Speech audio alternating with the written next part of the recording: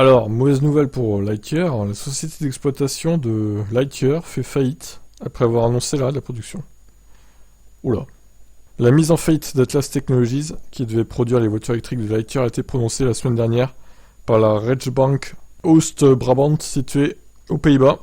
Ça soulève maintenant des questions sur les plans de la société pour son deuxième véhicule, la Lightyear 2, qui selon elle était au centre de l'attention la semaine dernière après avoir mis de côté Lightyear 0.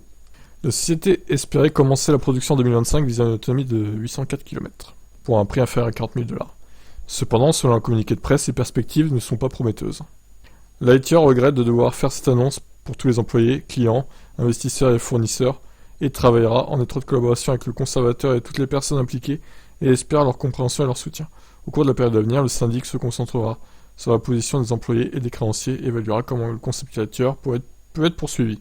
Lightyear a recueilli 40 000 commandes pour la moins chère des Lightyear 2, pour la moins chère Lightyear 2, ainsi que 20 000 autres commandes d'opérateurs de flotte. Alors là, ça change tout. Ça sent le sapin. Je voudrais pas dire, mais bon, à moins qu'ils trouvent une autre société pour se charger de la production, c'est pas très bien parti quand même là. Bon, est-ce que ça va faire un Sono Motors bis? Je vous laisse commenter.